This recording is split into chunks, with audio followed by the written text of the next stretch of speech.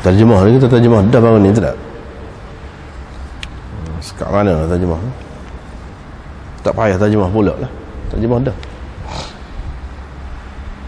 Sekat mana terjemah? Tidak terjemah. Harq, bab harqil hasir, begitu tak? Ini bab membakar tikar. Liyusadda bihi ad-dam, untuk disumbat dengannya darah, yang keluar daripada luka. Dengan sanadnya Imam Bukhari meriwayatkan daripada Sahal bin Sa'ad As-Sa'idi, katanya bila topi besi dipecahkan di atas kepala Nabi SAW dan luka mukanya, gigi depannya pula terserpih, Ali pergi mari, yakhtalifu bil ma' fil mijan, pergi dan datang membawa air dalam perisai. Fatimah datang untuk membasuh darah dari mukanya. Bila Fatimah melihat darah yazidu 'alal ma'i kathratan, melebihi air, darah melebihi air, dan darah tidak berhenti dengan dibasuhkan dengan air itu, amadat ila hasirin, dia pun menuju kepada tikar, dibakarnya tikar itu dan ditampalnya tikar itu pada luka Nabi SAW. Faraqa ad-dam, maka berhentilah darah yang keluar tadi. Babun al-humma min fayh jahannam. Al-humma min fayh jahannam, demam itu adalah daripada uap neraka jahannam. Diriwayatkan daripada Ibnu Umar daripada Nabi SAW sabdanya, demam itu adalah sebahagian dari uap neraka jahannam. Oleh itu fa'atfi'uha bil ma', kamu padamkannya dengan air. Nafi' berkata, Abdullah bin Umar selalu berkata, yang selalu berdoa, ikshif anna ar-rijz, hilangkanlah siksaan ataupun kesusahan daripada kami. Diriwayatkan daripada Fatimah binti al-Munzir bahawa Asma binti Abi Bakar, bila dibawakan kepadanya perempuan demam, tad'u laha, dia akan mendoakan untuknya. Dia akan mengambil air lalu dicurahnya di hadapan perempuan, di bahagian hadapan perempuan, di kolar, di celah kolar baju dia. Wa qalat kana Rasulullah sallallahu alaihi wasallam, dan dia selalu berkata, Rasulullah sallallahu alaihi wasallam menyuruh kami menyejukkannya dengan air. Dengan sanadnya Imam Bukhari meriwayatkan daripada Aisyah daripada Nabi sallallahu alaihi wasallam sabdanya, al-humma min fayh jahannam, demam itu adalah sebahagian dari uap neraka jahannam. Fa abriduha bil ma', maka hendaklah kamu sejukkannya dengan air. Diriwayatkan daripada Rafi' bin Khadij, katanya saya mendengar Rasulullah sallallahu alaihi wasallam bersabda, al-humma min fayh jahannam fa abriduha bil ma'. Sepatu juga bab man kharaja min ardin la tulaimuhu, ini bab orang yang keluar dari bumi yang tidak sesuai, secocok dengannya. Diriwayatkan daripada Qatadah bahawa Anas bin Malik menceritakan kepada mereka bahawa ada beberapa orang, nasan au rijalan, ada beberapa orang dari kabilah Ukl dan Urainah datang kepada Rasulullah sallallahu alaihi wasallam, wa takallamu bil Islam, dan mereka mendakwa telah memeluk agama Islam. Faqalu ya Nabi Allah, mereka berkata, wahai Nabi Allah, kami ini inna kunna ahla dhar'in, kami ini adalah ahla dhar'in, penggembala. Ahla dhar'in makna penggembala kami. Walam nakun ahla rif, kami bukan ahli kampung, bukan petani, kami bukan petani. Fastawkhamul Madinah, mereka merasakan cuaca di Madinah tidak sesuai dengan mereka. Maka Rasulullah sallallahu alaihi wasallam pun menyuruh mereka pergi bersama-sama dengan sekumpulan unta dan seorang penggembala. Wa amarahum ay yakhruju fihi, dan Nabi sallallahu alaihi wasallam memerintahkan supaya mereka keluar ke satu kawasan lain. Fa yashrabu min albaniha wa abwaliha, Di sana mereka minum. Nabi SAW suruh mereka minum susu dan air kencingnya. Fantalaqu, mereka pun pergi hingga mereka berada di pinggir Harrah, yang di kawasan berbatu hitam. Kafaru ba'da islamihim, mereka menjadi kafir setelah Islam, yakni murtad wal a'yadzu billah. Wa qatalu ra'iya Rasulillah sallallahu alaihi wasallam, mereka membunuh penggembala Rasulullah sallallahu alaihi wasallam. Wastaqu adz-dzaud, dan mereka membawa lari kumpulan unta itu. Berita mereka ini sampai kepada Nabi sallallahu alaihi wasallam. Nabi sallallahu alaihi wasallam pun hantar orang-orang untuk mengejar mereka, untuk mengesan mereka lah. Ba'athat talab fi atharihim, menghantar orang-orang yang mencari mereka, menjejaki kesan-kesan mereka. Fa amara bihim, yang ditunggu mereka lah. Fa amara bihim, Nabi SAW memerintahkan supaya dihukum dengan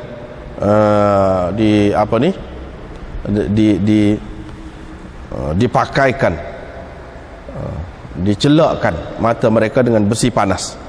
Wa qatta'u aydiyahum, dan supaya mereka memotong tangan-tangan mereka.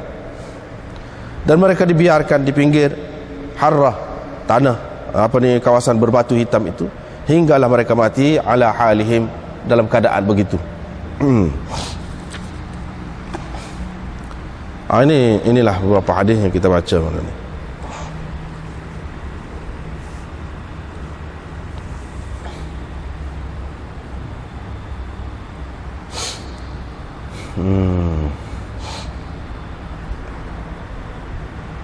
Babul ladud, ambil sebelah situ, babul ladud. Ini bab obat yang dimasukkan ke sebahagian, ke sebelah mulut pesakit. Sama ada dimasukkan di balik kanan ni kah, ataupun masuk balik kiri ni kah, itu ubat ladud orang panggil. Salah satu bentuk perubatan zaman dulu. Seperti Sa'ud, ubat yang dimasukkan melalui hidung. Masuk, lepas tu keluarlah cecair kotor daripada tubuh. Ladud ini dia bubuh ubat, dia kepar ubat tu besar-besar ibu jari, dia bubuh keman di ujung mulut ni, sebelah kanan atau sebelah kiri, itu dipanggil ladud. Ubat tu diramu dengan cara sesuai dengan penyakit lah. Cuma itu salah satu cara. Ceritanya begini, iaitu Nabi SAW semasa akhir hayat dia lah, masa dia sakit tu, ini mula-mula dia cerita, Ibnu Abbas dan Aisyah kata Abu Bakar kucup Nabi SAW dalam keadaan Nabi SAW telah mati. Ini penyempurna saja, oleh kerana hadis ni ada sebutlah sekali, bukan maksudnya. Cuma dia nak cerita Abu Bakar bila dapat tahu Nabi SAW meninggal dunia, selepas tu dia pergi buka, dia kucup. Ni tak ada maksud sini. Haknya Aisyah berkata, ladadnahu fi maradih, yang sebelum dia mati, sebelum wafat tu, kami masukkan ubat ladud, ke dalam mulutnya. Sebab ubat ladud ni memang masuk dalam mulut lah, tak ada masuk ke lain. Fi maradih, pada ketika sakitnya. Pada ketika sakitnya itu kami masukkan ubat ladud. Faja'ala yushiru ilaina alla taludduni, dia pun mula mengisyaratkan kepada kami supaya jangan bubuh ubat ladud itu. Jadi dia isyarat, nak kecek tak cakap, isyarat tak sih gitu. Kami pun kata, yang ni ramai-ramai ni, anak beranak ni ada tu, ni seperti mana orang sakit tak suka kepada ubat lagu tu lah. Tapi kiranya molek dah kita nak beri ubat ladud ni ke dia ni, dia mungkin dia sakit, kita beri jugalah, biarlah dia larang apa. Begitulah. Bila dia kabar, bila dia sedar selepas pada tu, pesal lah pada tu, dia kabar, dia pun kata, bukankah aku telah melarang kamu jangan bubuh ubat ladud, jangan masukkan ubat ladud? Kami pun kata, kami ingat kau seperti mana orang sakit tak suka kepada ubat lagu tu lah. Jadi kami bubuh juga. Nabi SAW pun kata, jangan tinggal sesiapa pun dalam rumah ini kecuali dimasukkan ubat ladut ke dalam mulutnya, dalam keadaan aku melihat, aku nak tengok seorang-seorang kena bubuh sombat ubat ladut dalam mulut dia, kecuali Abbas, kata dia, puak saudara dia, kerana dia tidak ada pada ketika aku dimasukkan ubat ladut itu.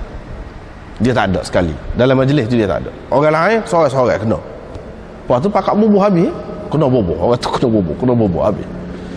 Tak ada pasal-pasal, orang tidak sakit tu pun kena bubuh. Gitu ceritanya. Baik, seterusnya kita tengok riwayat daripada Ummi Qais. Sudah berapa kali dah kita jumpa hadis ni. Dia kata, saya membawa masuk anak lelaki saya kepada Nabi SAW dalam keadaan saya telah memicit tonselnya yang bengkak itu. Uzrah tu maknanya tonsel yang bengkak, yang mana sekarang ni orang panggil tonsilitis, bengkak tonsel. Saya telah picit tonsel itu sampai berdarah keluar. Nabi SAW kata, kenapa kamu picit anak-anak kamu dengan cara begini? Kenapa kamu picit tonsel anak-anak kamu dengan cara begini? Pastikan kamu mengguna ud hindi, qust hindi. Kerana padanya ada 7 penawar. Dia mengandungi 7 penawar. Di antaranya penawar untuk zatul jam, yakni penyakit zatul jam. Sudah berapa kali dah kita sebut ni. Wa yas'atu minal uzrah, dan digunakan sebagai ubat sa'ud untuk penyakit tonsel, untuk penyakit bengkak tonsel, digunakan sebagai ubat sa'ud, yang ni masuk ke hidung ni, masuk ke hidung. Yang ni di apa ni, digiling sampai hancur, sampai betul-betul halus, bubuh dalam air, titik dalam hidung. Itu makna yus'atu. Dan digunakan sebagai ubat sa'ud untuk penyakit uzrah, yang dibengkak tonsel itu. Wa yuladdu min dhatil jam, dan digunakan sebagai ubat ladut, dalam bentuk ladut untuk penyakit dhatul jam. Ini penyakit apa ni, sesak nafas, penyakit angin dalam dada. Itu dhatul jam juga. Fasami'tu az-Zuhri, saya mendengar Zuhri berkata, bayyana lana ithnatain, dia menyebutkan kepada kami dua saja masalah inilah, untuk uzrah dan untuk dhatul jam. Sedangkan dia kata tadi 7 penawar, dia tidak terangkan kepada kami hak 5 lagi. Saya berkata kepada Sufyan, siapa kata? Ali bin Abdullah, yang itu guru kepada Imam Bukhari, kata, saya berkata kepada Sufyan, Ma'mar kata a'laqtu alaihi, yang ni dia tidak guna a'laqtu alaihi.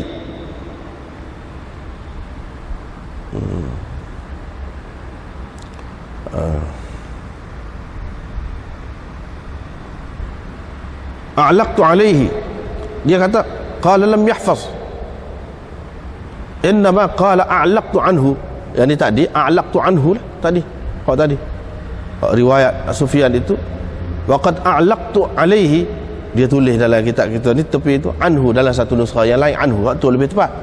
Pasal di sini saya kata, Ali ni kata kepada Sufyan, Ma'mar kata a'laqtu alaihi. Sufyan apa kata? Dia tak ingat. Sebenarnya Zuhri kata a'laqtu anhu, bukan a'laqtu alaihi. Yang ni mutaaddi dengan an, bukan mutaaddi dengan ala. Hafiztuhu min fiz Zuhri, saya ingat ni daripada mulut Zuhri sendiri, dia kata. Yang ni a'laqtu anhu, bukan a'laqtu alaihi. Sufyan menggambarkan budak yang ditahnik. Bagaimana budak yang ditahnik? Budak baru beranak 4-5 hari tu, 7 hari tu, orang tahnik, bui makanan bubuh apa ni, buat tamar tu, kunyah-kunyah bubuh, buat tamar tu orang buat lagu mana? Dia. Dan Sufyan memasukkan ke dalam hanaknya, yang ni dia mengangkat hanaknya dengan tangan. Dia maksud tu dia tekan gitu, dia tekan gitu. Walam yaqul, dia tidak kata a'liqu anhu syai'an, a'liqu anhu syai'an. Yang ni di sini a'laqa, yu'liqu ni bukan dengan makna gantung sesuatu daripadanya supaya dia tidak dapat ambil benda tu. Orang tak kata, bukan dengan makna tu. A'liqu ni, a'liqu ataupun a'laqa anhu ni dengan makna penyek ataupun picit, bengkak tonsel itu supaya keluar darah ataupun keluar nanah. Itu dengan makna tu. Babun, baiklah, satu bab lagi. Dengan sanadnya Imam Bukhari meriwayatkan daripada Aisyah, isteri Nabi SAW, katanya, bila Rasulullah SAW sakit berat, dan kesakitannya itu sudah teruk, dia pun minta dengan isteri-isterinya, minta izin untuk dirawat di rumah saya. Mereka pun izinkan kepadanya. Fa kharaja baina rajulain, Nabi SAW pun keluar di antara dua orang lelaki. Takhuttu rijlahu fil ard, dalam keadaan kakinya menyapu bumi. Kakinya menyapu bumi, mengguris, yakni menyapu bumi, di antara Abbas dan seorang yang lain. Saya ceritakan kepada Ibnu Abbas. Ibnu Abbas pun kata, kamu tahu ke siapa seorang lagi itu yang Aisyah tidak sebutkan itu? Saya kata tidak tahu. Dia pun kata, Ibnu Abbas kata, dia ialah Ali, kata Aisyah. Nabi SAW pun selepas masuk ke dalam rumahnya dan sakitnya berat, dia kata, hariqu alayya min sab'i qirab, curahkan air ke atas saya, curahkan 7 gereba air ke atas saya yang belum dibuka mulutnya, yang belum dibuka mulutnya, pengikatnya itu belum dibuka dari mulut gereba tu. La'alli, mudah-mudahan aku dapat memberi wasiat ataupun peringatan kepada orang ramai. Kata Aisyah, kami pun mendudukkannya ke dalam satu besen kepunyaan Hafsah, isteri Nabi SAW. Kemudian kami pun mula curahkan air ke atasnya dari gereba-gereba itu, sehingga dia mula mengisyaratkan kepada kami bahawa kamu telah pun lakukan yang seperti yang aku suruh. Maknanya selesai, sudah. Kata Aisyah, dia pun keluar kepada orang ramai, fasalla lahum wa khatabahum, dia menjadi imam kepada mereka dan memberi ucapan kepada mereka. Jadi ini bab ni, dua bab ni dia ada kaitan, sebab tu kita baca kedua sekali, ada kaitan. Apa maksud Imam Bukhari buat mari bab ni, apa maksudnya? Kalau kita tengok dari segi maksud, yang pertama, Imam Bukhari nak cerita ubat ni boleh diguna dengan macam-macam cara. Cara penggunaan ubat itu macam-macam cara, sesuai dengan kemajuan zaman. Zaman tu orang guna ubat laduk dalam bentuk dia gotai-gotai, ada besar ibu jari, bubuh celah mulut, balik kanan ke balik kiri. Itu salah satu cara nak memasukkan ubat ke dalam tubuh. Salah satu cara lagi iaitu sa'ud, dengan sa'ud itu yang ni masuk ubat melalui hidung. Itu pun satu cara juga. Yang ni Imam Bukhari nak cerita boleh apa cara pun untuk merawat pesakit ini, boleh dengan cara huknah ke, masuk melalui siring, kok punggung, boleh juga, ada juga lagu tu. Ini semua digunakan belaka. Asalkan cara yang boleh melegakan pesakit, tak kira lah cara lagu mana pun, itu termasuk dalam perkara yang diharuskan. Ubat lagu mana, ubat debu ke, ubat butir ke, pil ke, kapsul ke, gapo ke, boleh. Itu mengikut perkembangan zaman, tak jadi masalah. Kita nak guna cara mana pun boleh.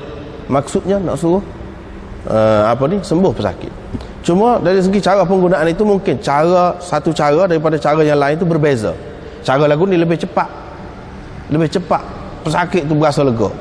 Cara satu lagi lambat sikit mungkin. Atau mungkin juga cara yang satu lagi tu langsung tidak sesuai untuk dia. Yang ni semua ni kena pandai lah. Cara nak guna ubat tu kena pandai lah, sesuai pesakit ni dengan cara macam mana untuk masuk ke dalam tubuh dia tu. Kalau dia sekarang ni lagi maju cara perubatan sekarang ni, maknanya kalau tak boleh nak telan, tak boleh nak telan dah pesakit, boleh buat masuk melalui tiup, melalui hidung, melalui mulut, masuk pak dalam, masuk pak dalam maidah, terus makanan masuk situ dengan tidak payah pesakit itu kunyah makan, tak boleh dah. Itu pun satu cara.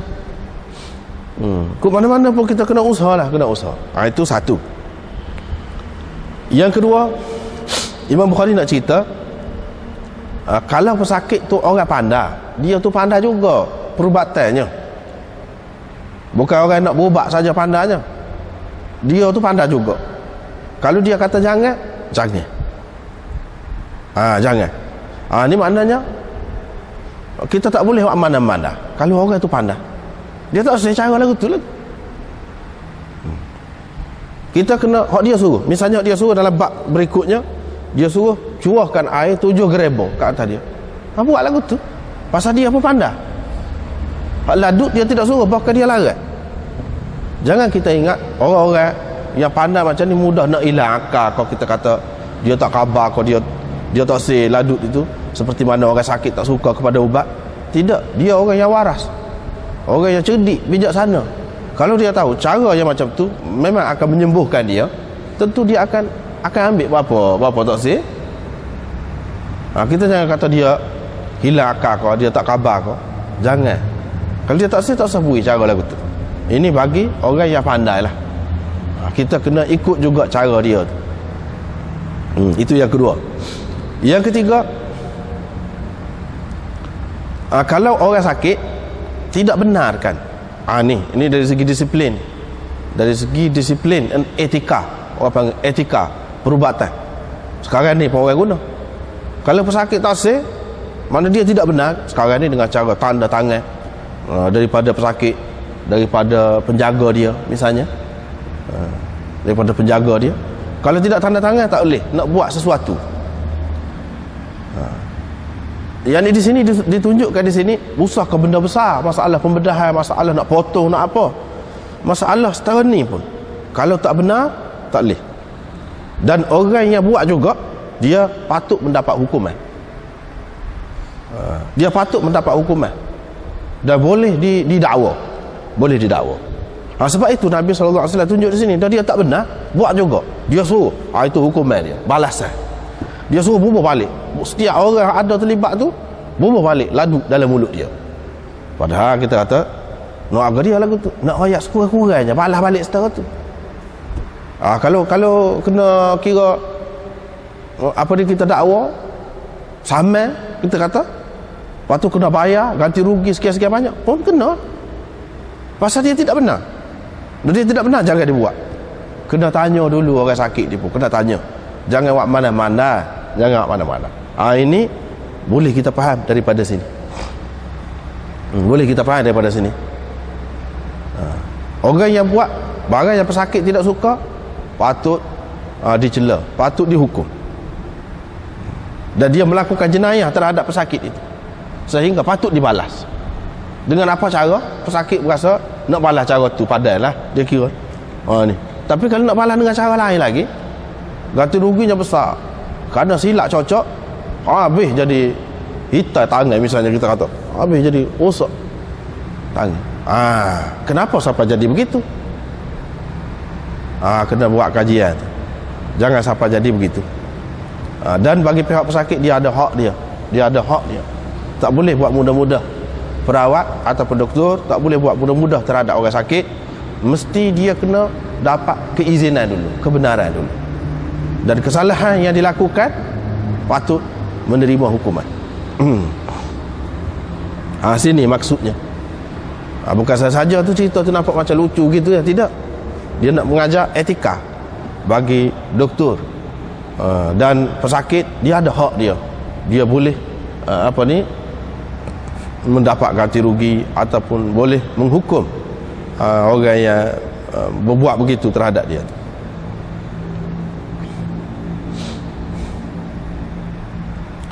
Hadis yang kedua Imam Bukhari nak cerita, iaitu untuk penyakit uzrah, digunakan untuk penyakit uzrah digunakan qust hindi, wa yuladdu min dhatil jam wa yus'atu min al-uzrah. Untuk penyakit uzrah, yakni penyakit bengkak tonsel, digunakan dalam bentuk ubat sa'ud. Sa'ud ni ubat sama ada debu, lepas tu diisap, serok dengan hidung, itu sa'ud. Ataupun dibuat dalam bentuk air, cecair, dimasukkan titik dalam hidung, itu dia panggil sa'ud. Jadi untuk uzrah qust hindi ataupun ud hindi yang kita sudah bincang dulu dengan panjang lebar dulu. Gapo dia ud hindi ataupun qust hindi itu kita sudah bincang. Dia kata guna dalam bentuk sa'u, bukan dalam bentuk ladu. Untuk apa ni, penyakit zatul jam memang digunakan dalam bentuk ladu.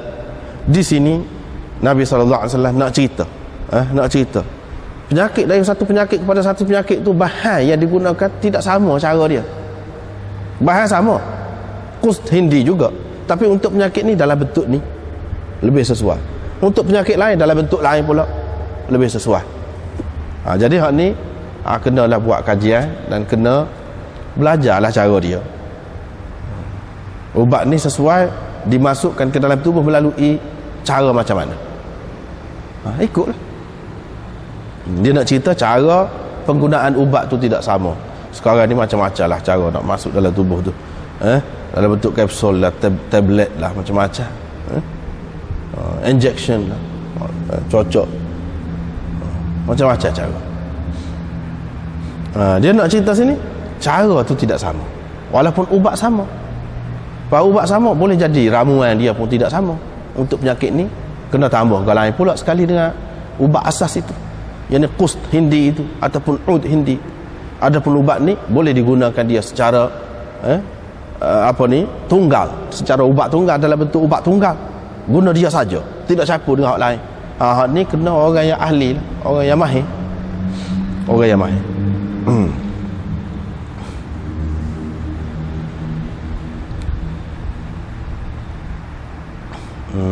Itu hendaknya hak lain-lain tu kita sudah jumpa dah dulu. Kebiasaan orang Arabnya, kalau dia ni anak-anak jadi bekak tonsil tu, kalau sudah lama bekak sampai menanah, dia pecek, dia holah tangan pecek tu jadi pecah tu, sakit lah budak tu, jerit demam pula ke itu pula. Lepas tu keluar darah. Nyanyi cara lagu tu. Ini menunjukkan Nabi SAW nak tunjukkan kepada kita cara merawat ni, kita pilih cara yang paling ringan, paling pesakit tu tidak berasa sakit. Dulu sudah royak dah juga, terutama kanak-kanak, sial dia lah. Cuba cari cara yang paling sesuai dengan dia. Sebab itulah sekarang ni, kalau dulu ubat-ubat homopati saja, manis-manis ni, globule dia tu, ubat bulat-bulat dia tu, manis, budak-budak suka tu, budak-budak suka. Tapi sekarang ni ubat-ubat alopati ni pun dia maniskan juga ubat budak-budak ni. Sirap dia tu, ubat air dia tu manis, budak-budak suka. Kalau sampai hari tu tak makan lah ubat budak, pahit, kena cekoh mulut tu. Sekarang ni dia cuba cari jalan yang sesuai. Itulah yang sebaik-baiknya, yang sesuai dengan pesakit. Jangan menyakitkan dia, menyeksa dia. Nabi SAW berkata, kenapa kamu seksakan anak-anak kamu dengan cara pecik tonsil dia tu? Jangan buat lagu tu. Ni bab ni tak ada tajuk, bab tanpa tajuk. Kebanyakan ulama bila sampai begini dia kata bab ni serupa dengan bab sebelum ni. Bab ni kal fasli lima qablahu. Bab ni seperti fasal bagi bab sebelumnya. Jadi bab laduk lah. Sedangkan dalam bab ni tak ada sebut laduk-laduk ke apa pun, tak ada. Ada tajuk saja. Apa maksud? Sebahagian ulama mengatakan seperti tadilah, seperti fasal bagi bab sebelumnya. Sebahagian ulama kata tak, ini Imam Bukhari nak uji pelajar-pelajar dia, wajar kitab dia. Kalau lagu ni sesuai ke apa dia tajuk ni? Sesuai ke apa dia tajuk? Sesuai ke apa dia tajuk? Misalnya kita kata babut tadawi bil ma'. Babut tadawi bil ma'. Ini bab berubat dengan air, misalnya. Berubat dengan air. Sesuai kat ni. Berubat dengan air. Satu. Ada pula ulama mengatakan bab ini Imam Bukhari buat mari zid, lawan kepada bab sebelumnya, supaya lebih nyata lagi maksud bab sebelumnya. Kalau bab sebelumnya menyatakan Nabi larang, jangan buat lagu ni, jangan bubuh laduk dalam mulut aku. Dalam bab ni, hak tak ada tajuk ni, dia suruh curahkan 7 gereba air ke atas dia. Yang mana gereba tu belum airnya diguna lagi, mana belum buka pengikat dia. Ni dia suruh. Yang ni bab yang pertama dia larang, Hak bab yang kedua dia suruh.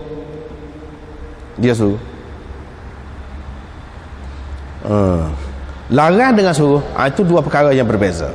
Tentu sekali lah yang disuruh oleh pesakit, terutama pesakit yang arif, yang reti tentang cara berubat ini, patut kita turut. Adapun hak dia larang, terutama dia tu pula reti, hak dia tak sih, terutama dia pula reti, janganlah kita buat.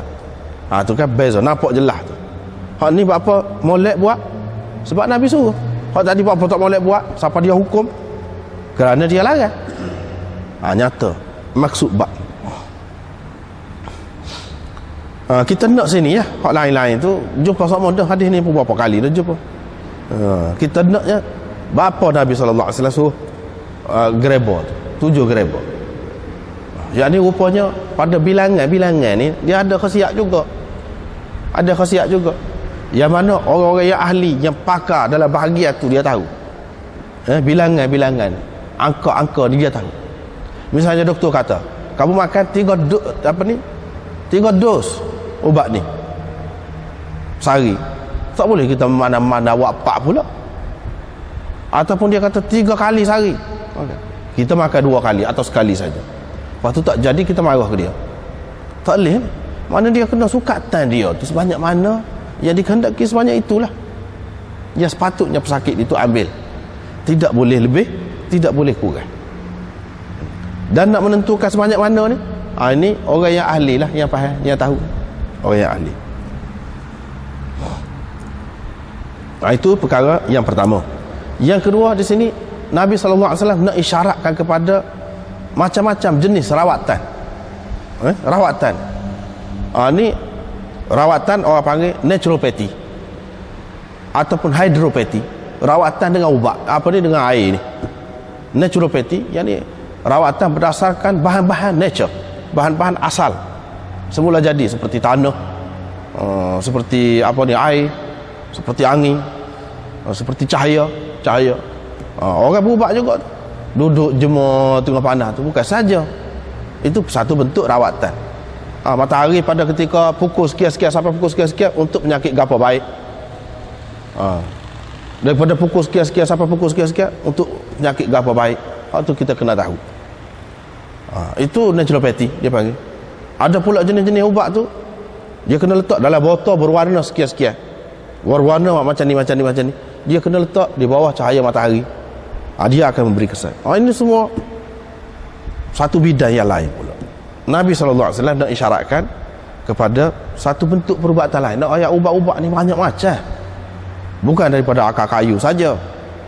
Bukan daripada bahan-bahan seperti kust tadi, daripada batu-batuan seperti ismit, batu celak. Sebelum pada ni nak ayat daripada batu, ada kust itu daripada apa dia? Daripada akar kayu. Macam-macam ubat ni. Di antara yang boleh menjadi ubat lagi ialah air itu sendiri. Cuma cara kita nak guna tu lah kita kena tahu je. Cara kita nak guna. Orang mengaji khusus nak bahagian tu. Bertahun-tahun mengaji. Nak tahu. Ni tanah kau ni sesuai untuk penyakit kau dia. Kalau untuk luka molek tanah ni. Tapi setengah-setengah tanah tu kalau kau bubuh kau mudarat kepada pesakit. Nak guna tanah. Dia kena tahu juga. Orang sampai dulu guna bahan-bahan asli lagu tu, luka cuma tanah. Tapi dia tak boleh sembarang tanah juga. Hak tu yang kena tahu tu. Dia satu aliran perubatan. Satu aliran perubatan yang sangat luas pula dia. Ini isyarat. Maknanya Nabi kita Muhammad sallallahu alaihi wasallam ni telah tunjuk kepada kita macam-macam cara. Dari segi perubatan, rawatan macam-macam. Cuma dia tidak buatlah sebab dia bukan nak mari kerja tu. Bukan nak jadi doktor, nak kira merawat orang sakit. Kalau nak merawat orang sakit, nak ayat kerja dia hak lebih utama hak lain lagi. Hak lain. Hak ni pakai isyarat-isyarat. Bagi orang-orang umat dia yang bijaksana memadai dah ni. Sebab apa? Pemimpin dia sudah isyarat dah. Hak orang-orang lain duduk bincang, duduk ayat. Dia ayat dah. Setengah-setengah perkara tu orang lain tak tahu. Dia baru lepas pada tu baru orang tahu. Dia yang mula-mula je buat. Sebab dia ada kerja lain. Kerja lain tu lebih besar bagi dia. Masanya ringkas. Sekejap. Jadi kalau nak campur belaka tak ada. Selain daripada tu, benda-benda ni, benda-benda rawatan, perubatan apa ni boleh dikembangkan, boleh dikaji, boleh kita dapat daripada orang kafir sekalipun. Kalau benda tu benda yang tepat, dia akan memberi kesembuhan juga, kerana dia tidak terhenti di atas wahyu, dia tidak terhenti di atas wahyu. Benda ni kita boleh belajar, kita boleh kembangkan dengan cara lagu lain. Tetapi hak dia nak ayat ni, wahyu tu terhenti setakat dia aja, pada dia tak boleh dah orang lain, tak ada dah. Dengan sebab tu dia kena tekan kot. Walau bagaimanapun setengah-setengah yang dia cerita tu adalah berdasarkan wahyu, yang orang lain tak tahu. Misalnya Qustul Hindi, dulu orang tidak faham dia tu ubat untuk penyakit lelah. Baru sekarang ni orang tahu, sebelum pada ni orang tak tahu. Baru sekarang ni setelah orang kaji, oh dia bagus untuk ubat lelah. Dulu orang tak tahu, bahkan setengah-setengah ahli perubatan kata dia tak bagus untuk lelah. Tetapi apabila orang kaji pula, tengok dak, memang sangat bagus untuk lelah pun. Qust menunjukkan dia cerita tu berdasarkan wahyu. Sebab apa? Orang-orang lain tak ada kata gapo dalam buku-buku perubatan lain, tak ada sebut benda tu, tapi dia ada. Lepas tu babul udhrah ni supaya tadi ya. Babul udhrah ni mana penyakit bengkak tonsil. Supaya tadi juga sebelum pada ni sudah jumpa dah Imam Bukhari nak buat tajuk penyakit-penyakit pula secara berasingan. Penyakit-penyakit ini udhrah, ini dawaul mabtun, ini safar, ini gani demam. Dia nak bubuh tajuk-tajuk yang berasingan. Sebelum pada ni dia secara umum dia berdasarkan apa ni, ubat, berdasarkan bahan tu ubat. Sekarang ni nak berdasarkan penyakit pula. Ni pun Imam Bukhari ni pun pelik juga. Pelik cara dia tu kan, fikiran dia tu tinggi, yang orang lain tak nampak. Sebab tu ya ulama-ulama pakar sekarang ni pun tak habis-habis kaji Bukhari. Memang pelik. Dia nak cerita ke dia nak ayatnya buku perubatan ada dua cara. Ditulis mengikut dua cara. Satu berdasarkan nama ubat, di bawah ubat tu dia boleh untuk penyakit ke apa. Susah. Yang kedua berdasarkan penyakit. Penyakit ni ubat dia macam mana. Dia bagi kedua. Dulu dia cerita ubat, tajuk tu berdasarkan ubat. Lepas tu di bawah ubat tu penyakit, untuk penyakit gapo. Ni pula berdasarkan penyakit, lepas tu ubat dia gapo. Boleh juga. Cara lagu tu pun boleh juga disusun dengan cara begitu. Yang ni berdasarkan penyakit. Berdasarkan penyakit. Supaya mudah untuk kita nak rujuk. Dia hanya bagi panduan isyarat saja, yang ni kepada bentuk penulisan ilmu perubatan. Iaitu ada orang yang berdasarkan ubat dulu, sebut nama ubat, orang panggil materia medica sekarang ni, atau buku farmakopia orang panggil, yang menyebutkan tentang ubat-ubat. Lepas tu bawah dia tu untuk penyakit ni. Setengah-setengah tu berdasarkan penyakit. Penyakit ni ubat apa? Macam-macam lah cara. Sekarang ni dia mula nak sebut penyakit dulu. Bermula dengan penyakit. Padahal hadis ni sebut dah sebelum pada ni. Hak tu lah ya. Cuma setengah-setengah perkara kita tengoklah, anda nampaklah beza-beza tu. Ummu Qais binti Mihsan al-Asadiyah, asad mana? Asad Khuzaimah, bukan asad lain. Dan dia ni termasuk salah seorang perempuan yang berhijrah di peringkat awal yang telah berbai'ah dengan Rasulullah sallallahu alaihi wasallam. Dia ni adalah saudara perempuan, adik-beradik kepada Ukashah. Kita dapat tahu berkenaan dengan Ummu Qais ni siapa. Lepas tu cerita dia supaya dulu Nabi sallallahu alaihi wasallam kata, kenapa kamu picit bengkak tonsel anak kamu ni? Hendaklah kamu gunakan ud hindi, kerana padanya ada 7 penawar. Dia pun sebut lah.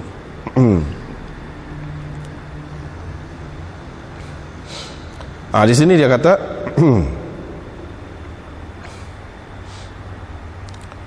allaqat alaihi. Hak tadi dia kata allaqat alaihi. Ini dari segi perbezaan lafaz saja, maksudnya sama. Bab dawail mabtun, ini bab ubat untuk orang sakit perut. Sakit perut di sini maksudnya sakit cerah perut. cerek berek. Hal ni pun kita sudah jumpa dah, tak perlu bincang panjang. Riwayat daripada Abi Sa'id, ada seorang datang kepada Nabi sallallahu alaihi wasallam. Dia kata saudara dia cerah perut. Nabi sallallahu alaihi wasallam pun kata, "Bui minum madu lah pada dia." Dia pun bui. Dia kata, "Saya bui dah. Kau cerah perut." Nabi sallallahu alaihi wasallam pun kata, "Sadaqallah wa kadzdzaba batnu akhik." Allah benar dan perut saudaramu dusta. Perut saudaramu dusta. Allah benar di mana? Allah benar ni duduk mana? Nabi sallallahu alaihi wasallam isyarat kepada hak mana? Iaitu isyarat kepada Al-Quran, ayat Quran. Yakhruju min butuniha syarabun mukhtalifun alwanu fihi shifaa'un linnas. Fihi shifaa'un linnas. Jadi daripada lebah tu keluar menisam madu. Padanya ada penawar untuk manusia. Bila Allah SWT kata ada penawar, dia ada penawar. Kok mana-mana pun ada penawar.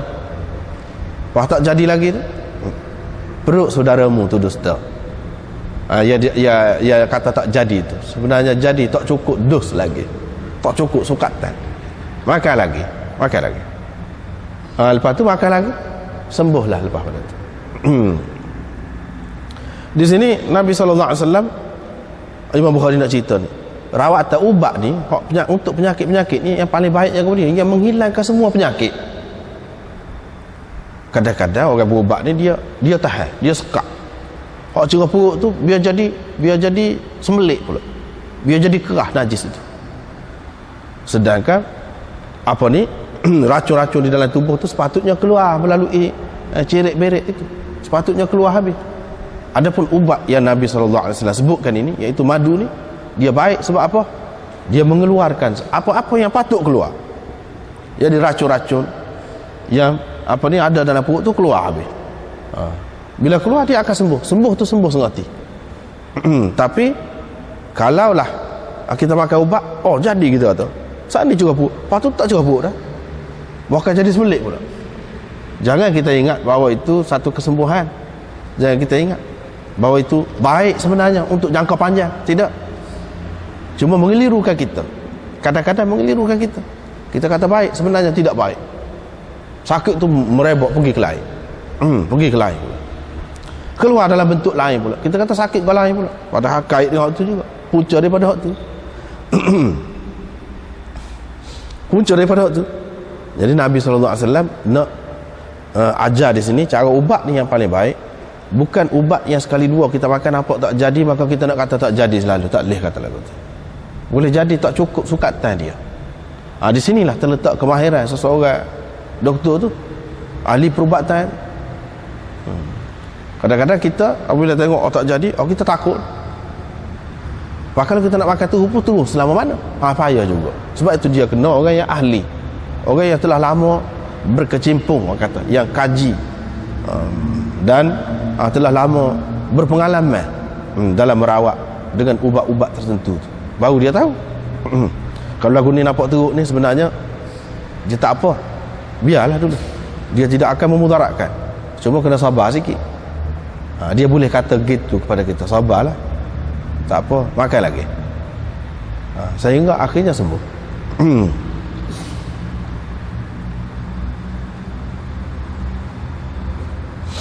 Itu dawail mabtun.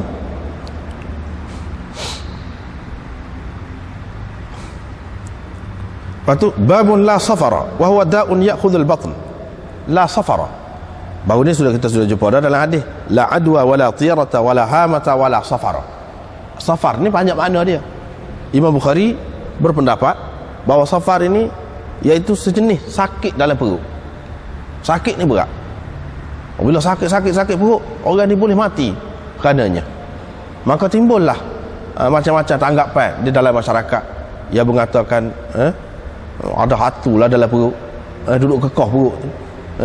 Ada juga yang mengatakan ada cacing dalam perut. Cacing itu bahaya, dia lah duduk kekah dalam perut, macam-macam. Jadi safar ini banyak makna dia.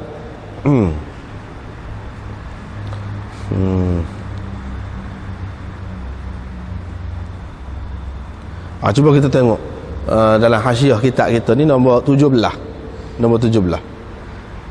Imam Bukhari pilih hak ni. Setengah ulama lain dia kata Safar tu mana bulan Safar tu. Tapi dia pilih hak ni. Sebab kita duduk cerita tentang penyakit. Tentang penyakit.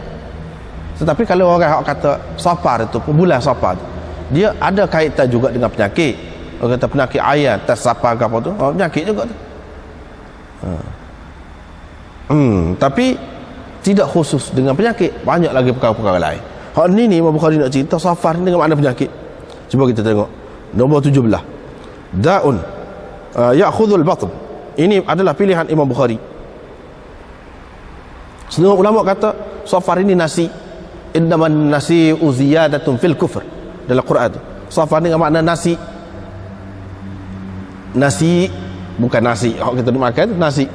Dalam Quran sebut innaman nasi uziyadatun. Nasi ni maknanya menundakan bulan tu. Pokok jahiliah dulu dia bulan haram ni dia tak seperai juga, dia kata membawa bala. Dia nak amal juga, tak akan perai semua sepanjang tahun. Tetapi oleh kerana dia tak selesai lagi, dia tundakan bulan Muharram ni kepada Safar.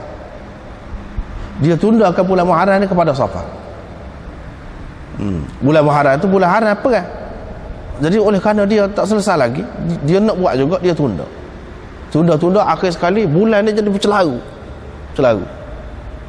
Tak tahu hak mana dah hak asalnya. Ini dari segi kerosakan, dari segi kalender tu jadi rosak. Nabi SAW mari royak, ni hak betul dah, hari ni hari Jumaat, bulan gapo, hari gapo, tentu ni balik kepada asal. Hak ni tepat dah, start daripada situ tepat seperti asal. Kalender kena ikut ni pula, iaitu pada Fathi Makkah. Nabi SAW kata begitu. Lepas tu nasi takhirul Muharram ila Safar. Kata setengah ulama, iaitu ada ular dalam perut yang dia ni lebih kuat jangkitannya daripada penyakit kurak. Kalau kurak dia jenis penyakit, hak ni lebih dahsyat lagi jangkitannya, dia boleh melarat kepada orang lain. Ini kata mereka. Kata setengah ulama, asyum alladhi kanu yatasha'amun bidukhuli Safar, syahri Safar, iaitu sial ataupun nahas yang mereka percaya apabila masuk bulan Safar tu akan banyak ada sial. Baru ni sebagainya kita sudah bincang dah ni. Mana dalam masyarakat kita pun ada juga lagu ni, tak saya bangun rumah, tak saya menikah, tak saya gapo. Tak betul itu semua tu berkait dengan bulan tu, tak ada. Kita sudah bincang panjang dah baru ni. Di sini Imam Bukhari nak ayat la safara, tidak ada safar. Maknanya yang tidak boleh diatasi. Tidak ada safar, iaitu penyakit perut yang tidak boleh diatasi. Boleh, kalau penyakit boleh diatasi. Kalau kita kira ni safar ni dengan makna penyakit, janganlah pula maknanya doktor-doktor ni, pokok perawat ni berasa dah orang semua kata penyakit ni kalau kena mati, sehari dua mati, jadi lemah semangat, tak saya nak kaji, cari dah sebab-sebab dia oleh penyakit ni. Sebabnya kalau kita kaji sebab dia, kita akan jumpa dia boleh diatasi. Tidak ada sesuatu pun dalam dunia ni yang tidak boleh diatasi. Sama ada penyakit berjangkit kau, penyakit tidak berjangkit kau, lagu mana boleh diatasi. Ya kena usaha. Hadis ini menggalakkan kita lebih berusaha, lebih berani. Jangan pula pokok doktor tu penakut. Bila orang kata penyakit ni penyakit, maka jangkit kita, dia tak segi berubat. Jadi kau teruklah orang sakit tu. Sepatutnya dia kena kaji, kena tahu sebab apa jadi penyakit ini. Kerana virus ke, kerana bakteria ke, kerana apa ke, kaji. Lepas tu bagaimana nak mengatasinya, kena kaji. Mana tidak ada penyakit perut ke, penyakit gapo ke yang tidak boleh diatasi. Boleh. Lepas tu riwayat daripada Abi Hurairah hak dulu juga, la adwa wala safara wala hamata, hak dulu juga. Seorang Arabi berkata, wahai Rasulullah, apa hal dengan unta saya? Duduk molek-molek, comel, seperti kijai di tengah pada pasir. Lepas tu mari unta yang berkurak masuk di antara dia, jadi melaratkan penyakitnya itu, menyebabkan unta-unta saya jadi kurak habis. Ini menunjukkan ada jangkitan itu, kesan dia tu. Nabi SAW berkata, faman a'dal awal, siapakah yang melaratkan penyakit itu, atau menjangkitkan penyakit itu kepada yang pertama. Hak mula-mula hak mari itu dia mari mana? Sebab itulah kena kaji gapo dia hak sebenarnya. Hak ketika tidak duduk banyak-banyak ni seorang dia tu dia mari mana orang? Kena kaji lah. Ini adalah bagiannya satu isyarat daripada Nabi SAW bahawa punca-punca di antara sebab-sebab bagi penyakit yang berjangkit ini iaitu satu makhluk-makhluk halus. Makhluk-makhluk halus seperti kuman, virus, gapo tu, mana kita kena kaji. Kita kena kaji baru kita boleh atasi. Dengan cara kita kata ni jangkit dengan ni jangkit dengan ni tidak selesai. Banyak perkara akan timbul iaitu kecil hati, orang hak sakit tu pasal orang lari daripada dia, kecil hati. Lepas tu lemah semangat apabila kita menganggap benda ni tak ada ubat, lemah semangat, tak rasa nak berubat dah, patah semangat. Tapi kalau pesakit tu sendiri kata tidak ada yang memberi kesan, tidak ada penyakit-penyakit, tidak ada penyakit perut, kalau kita terima safah tu dengan mana penyakit perut, tidak ada hama, tidak ada gapo yang memberi kesan. Yang memberi kesan ialah Allah dengan izinnya baru jadi. Bila Allah nak beri kesan, tak gaul dengan gapo-gapo pun jadi juga. Kita kata penyakit beretih, ni beretih, mari mana mula-mula ni kemudian ni jangkit, mula-mula tu mari mana? Menunjukkan ada sesuatu yang kita tidak nampak tu dalam bentuk virus ke apa ke kuman ke. Hak tu kita kena kaji tu baru kita boleh atasi dengan cara kita duduk bawa fahaman khurafat dan tahyul, kata ini hatu gani itu membawa kita kepada syirik pula, nak puja gani pula, membawa kita kepada syirik pula. Tak ada pasal. Hak sebenarnya kita tak jumpa sebab dia tu kalau jumpa boleh selesai.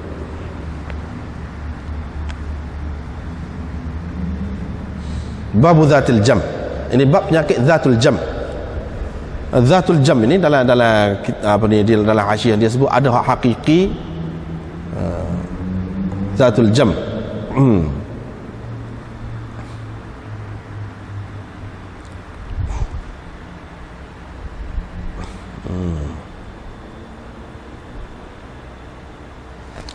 Sini nombor 3. Ada dua bentuk dia sebut. Zatul jam hakiki, zatul jam hak tidak hakiki sekali lagi.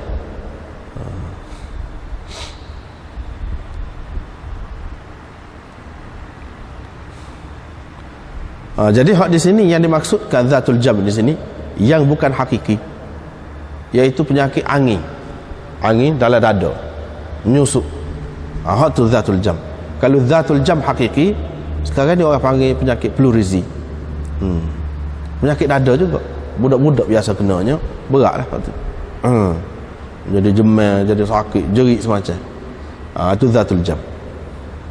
Seperti yang Anas sebut dah tadi, iaitu Imam Bukhari buat dalam bentuk tajuk dia ni dalam bentuk penyakit-penyakit, nama-nama penyakit. Lepas tu di bawah penyakit tu, nama penyakit tu dia royak penawar dia, ubat dia. Dan ubat ini tidak terhenti setakat hak ni saja. Kalau kita ada ubat lain, tak ada ubat ni pun tak apa, boleh guna. Tujuannya nak menyembuhkan pesakit tu jelah.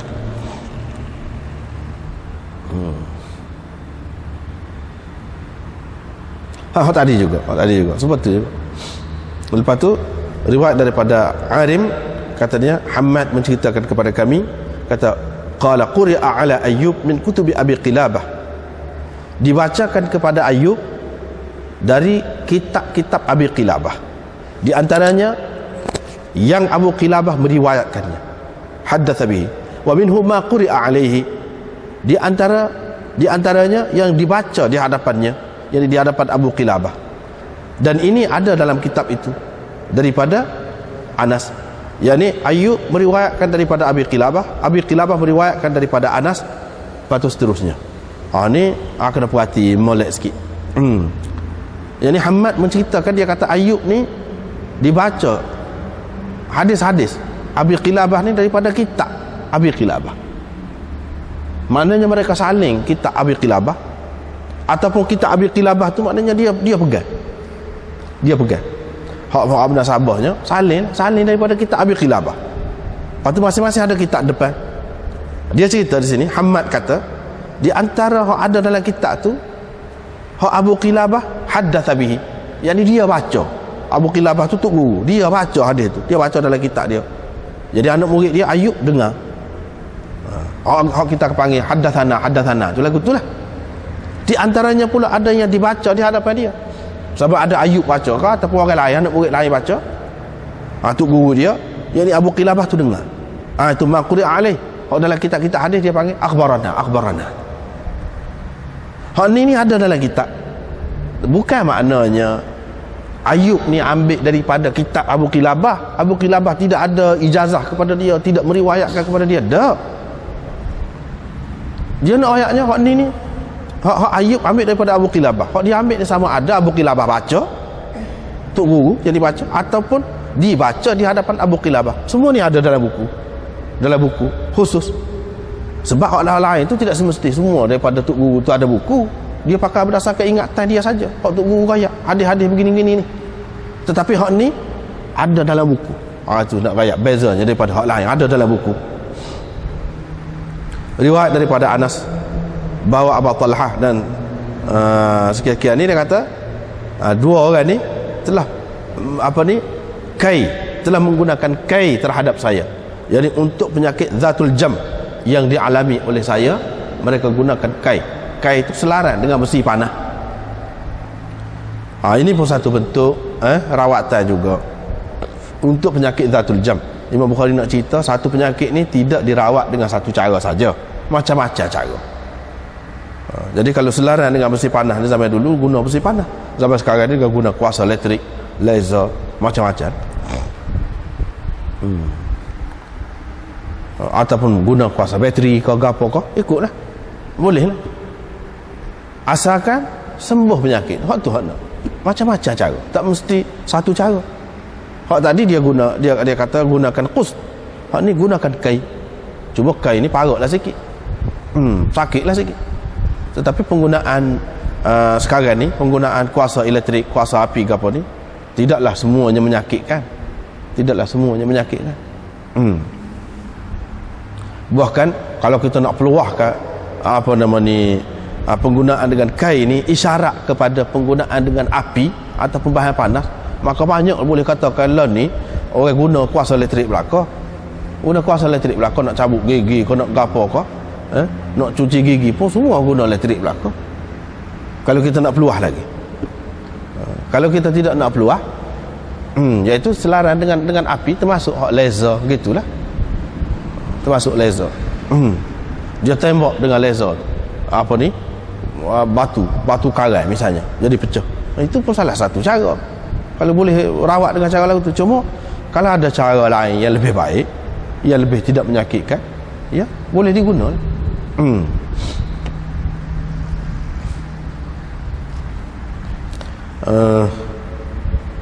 Habis itu bab harqil hasir liyusadda bihi dam. Hak ni kita sudah jumpa dah juga dulu. Imam Bukhari nak cerita harqil hasir liyusadda bihi dam. Kalau luka ni banyak ubat dia. Ubat dia banyak. Ubat ni bukan semua kita boleh dapat di farmasi. Dalam keadaan aman bolehlah farmasi. Kalau perang kucak kacih huru-hara habis, duduk dalam hutan, nak lagu mana pada ketika tu. Dia ubat ni macam-macam cara, kita kena tahu banyak cara. Hak mudah apa dia kalau ubat luka? Di sini. Kalau ubat luka paling tak ada iaitu abu. Sebab itu Imam Tirmizi dalam sunan dia buat tajuk at-tadawi bir-ramad. Sini. Iaitu berubat dengan abu. Abu tu khasiat besar. Dia boleh menghentikan darah yang keluar. Jadi tidak nanti kata ubat ni kena ubat ubat lomo, ubat pes, kita kata molek-molek berjenama daripada luar negeri yang diimport. Tak mesti. Terutama dalam keadaan darurat begitu, boleh digunakan apa saja. Di antaranya ialah dengan abu ke dia sini, abu yang dibakar tikar, lepas tu ambil abu tu comel. Nabi SAW berhenti darah dia, hak tidak berhenti sebelum tu, tak berhenti sebelum tu, lepas tu berhenti. Babun al-humma min fayh jahannam. Nampak tak ada kena sekat tu dia. Wallahu a'lam.